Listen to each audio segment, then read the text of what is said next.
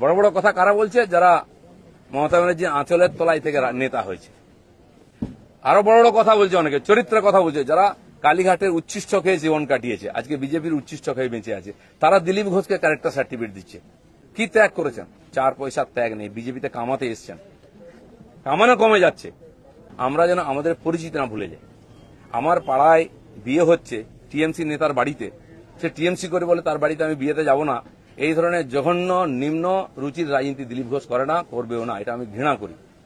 আমার বাড়ির জামাই যদি অন্য পার্টি করে, সেই মেয়ের বাড়ি আমি যাব না, এই রাজনীতি দিলীপ ঘোষ করে না, করবে না।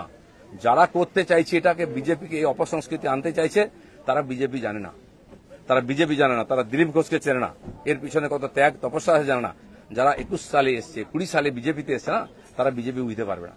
কেউ কেউ আরএসএস দেখাচ্ছে, কেউ কেউ হিন্দুত্ব বোঝাচ্ছে। দিলীপ ঘোষকে হিন্দুত্ব বোঝাবেন না। আমার কাটলে গায়ে হিন্দুর রক্ত বেরোবে, বিজেপির রক্ত বেরোবে। বাকিদের গায়ে কি রক্ত আছে আমি জানি না, কারণ বহু জায়গায় ঘুরে এসছেন তারা।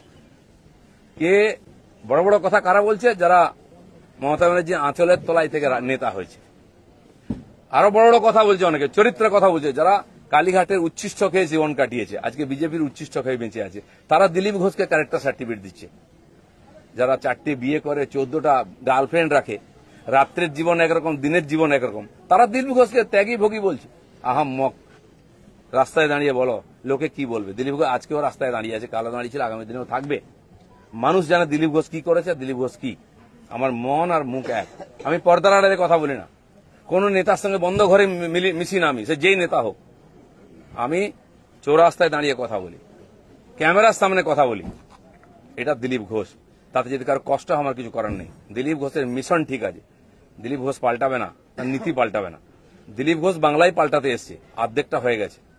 যারা কোনোদিন পার্টির জন্য কন্ট্রিবিউশন করেননি, তারা বুঝবেন না বিজেপি কি, দিলীপ ঘোষ কি। সেই জন্য কষ্ট পাওয়ার কোনো কারণ নেই। দিলীপ ঘোষ আছে, দিলীপ ঘোষ থাকবে যতদিন পার্টির প্রয়োজন হবে। যে কর্মীরা আবেগে ভাসছেন, আবেগে ভাসার সময় নয়। যদি সত্যি সংকট আছে, লড়াই করুন। আর বিজেপির কর্মীদের উপর আক্রমণ, হিন্দুর উপর আক্রমণ ভারতবর্ষে প্রথমবার হয়েছে। আজ যারা বড় বড় কথা বলছেন, তারা হিন্দুর জন্য কতটা লড়াই করেছেন, কি ত্যাগ করেছেন? 4 পয়সার ত্যাগ নেই, বিজেপিতে কামাতে এসছেন, কামানো কমে যাচ্ছে।